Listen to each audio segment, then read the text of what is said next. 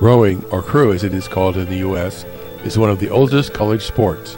It developed in the eastern U.S. first and then spread to the West Coast, beginning at UC Berkeley in 1868.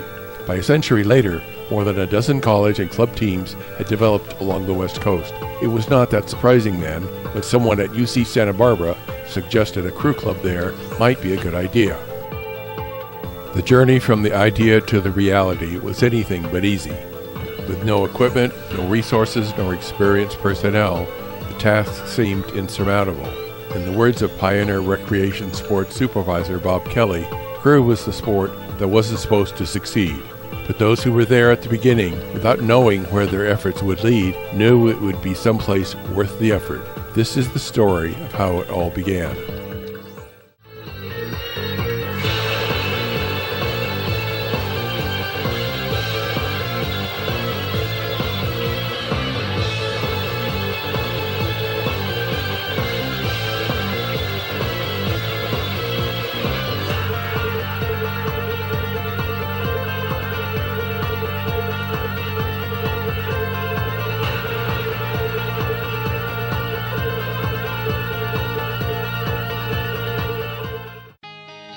Epic adventures are often obscured by the years, but based on first-hand interviews and documentation, the story of UCSB crew's beginning goes like this.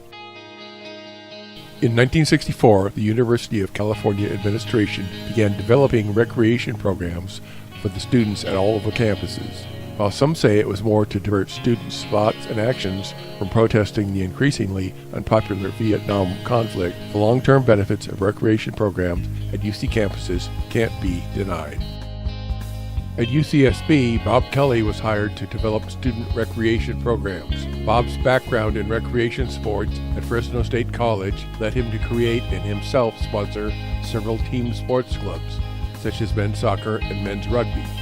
The idea of a crew club would fit in with this nicely, although Bob had no idea what crew was about. Although there were probably earlier internal discussions about a crew team at UCSB, among other sports, the earliest documented mention of a UCSB crew team was in a sports column in the April 29, 1965 edition of student newspaper The El Gaucho. More than 60 men and a few women showed up at an organizational meeting on May 1, 1965 at Robertson Gym, along with Bob Kelly and soon-to-be Pioneer Crew Club President Mike Jeffries. None of them was exactly sure what crew was all about.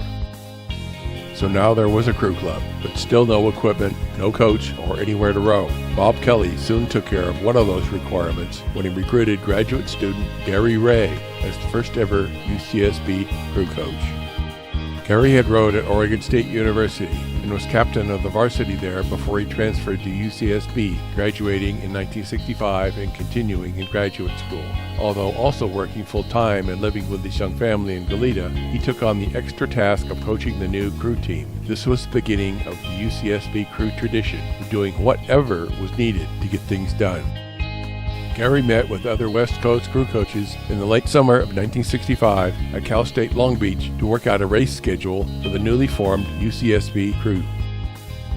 Gary also met with veteran USC crew coach Bob Helen and arranged with him to borrow an 8-man shell USC owned. Loyola Marymount University, who had borrowed it previously, would be through using it in time to deliver it sometime in the late fall of 1965. In addition, Gary contacted Pocock Shells in Seattle, pioneers of American rowing equipment for rowing training barge construction plans, similar to what he had learned on at Oregon State. Stan Pocock, son of legendary founder George Pocock, sent Gary plans, and a training barge was soon underway. But shortage of funding, materials, and labor delayed the completion of the barge more than 2 years. Over the summer of 1965, the third task was also addressed. Del Beakley, longtime crew coach at San Diego State University, came to Santa Barbara to look over the practice and racing location options. While the campus lagoon was convenient and protected, it was much too small for extended practices or any races. And while the ocean was also close by and offered limitless distance rowing, there was no convenient dock closer than the downtown Santa Barbara harbor, and the other boats, kelp beds, and swells posed formidable obstacles. Coach Beakley concluded that Lake Cachuma was the ideal practice and racing venue, but it was a 20-minute drive from campus. More importantly, it was a freshwater reservoir whose use was restricted by the county supervisors. As usual for the crew team, there were no easy choices. Bob Kelly went to his friend, George Adams, head of the Santa Barbara County Parks Commission, to get approval to row at Lake Kachuma. George got the Parks Commission to approve it, but the County Board of Supervisors rejected the request. There would be no rowing on Lake Kachuma for the 1965-66 season, in spite of numerous editorials in favor of UCSB crew. At another club meeting on October 21, 1965, Mike Jeffries was elected the first crew club president, and Steve Benson was elected vice president. More than 40 young men still showed interest, even though there was still no equipment nor a practice venue. The loaned USC shell arrived on November 29, 1965, and was stored outside an old unused laundry building near the southeast entrance to the campus. One of the early supporters of the crew club was booster coordinator William Bill McGillen. Bill had rowed in high school and at the legendary Penn Athletic Club in Pennsylvania. He worked tirelessly to support club needs, from building the training barge to soliciting local financial and other support for the club. He was truly one of the people who made UCSB crew happen.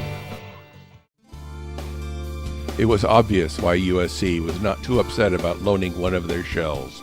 The boat was an old, double-walled workboat, weighing twice what a normal racing shell would. USC had named it the Helen of Troy, but UCSB crew renamed it, what else, the Charlie Brown. It was old, it was ugly, but it was ours. For a few months at least, we had a boat. Meanwhile, Bob Kelly implemented another West Coast crew tradition that would serve UCSB well, the formation of an auxiliary women's support group called Shell and Oar. Several women, many from Tropicana residents in Isla Vista, formed the auxiliary in the fall of 1965.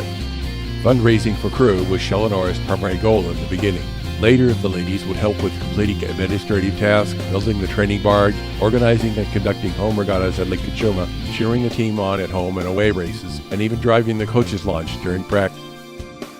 We still had no oars, so the newly formed Shell and Oar sponsored a campus dance with a local Long Beach band, the Emperors. They raised enough money to buy 8 new oars from Pocock, but the UCSB crew grumblings struck again. 2 oars are broken in shipment, allowing only 6 oarsmen to practice at a time. Oars, a shell, even a coach. All we needed was a place to row. By default, it had to be the campus lagoon, for which Chancellor Cheadle and the Marine Biology Department gave permission. The equipment was moved down to the concrete pad outside the art building next to the lagoon, but practice in the too small lagoon and the heavy 8-man shell with only 6 oarsmen was much less than satisfying. This went on until February 1966, when permission was obtained to move the shell to the Santa Barbara Harbor and store it in the Naval Reserve Center's yard at the west end of the marina. The only way to get it there was to row it, of course, which happened on February 19th. Meanwhile, the club got more help from Oregon State in the form of a donation of 2 used 4-man shells.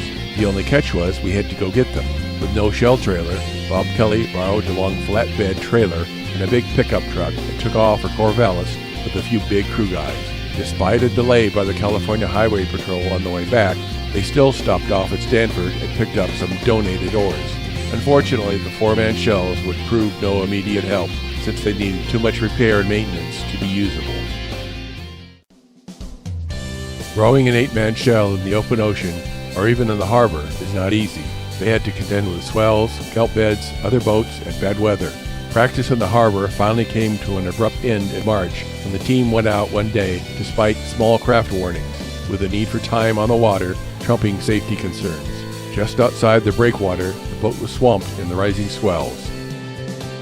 Stroke Steve Benson swam in for help, while Cox Steve Ward kept the rest together and calm, although all were chest deep in water. The Coast Guard finally towed them back to the marina. The next day, the Naval Reserve Center personnel told the team that the harbor master had rescinded their permission to practice in the harbor. Frantic for a practice venue, Mike Jeffries and Steve Benson ran all the way up State Street to the mayor's office and actually got in to see him, only to be told he had no authority to help them.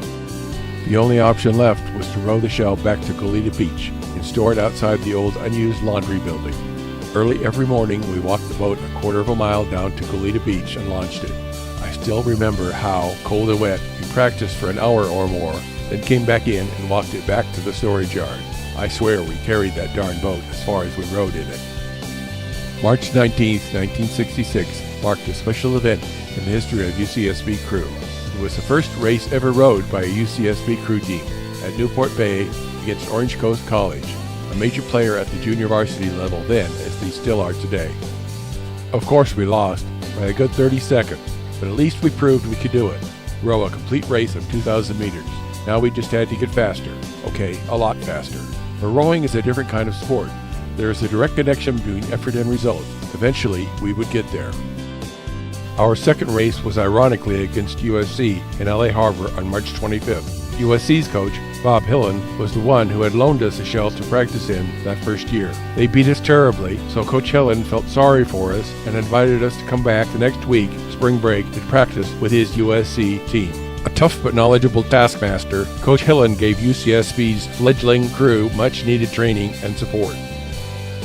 Coach Ray had scheduled 8 races for that first season.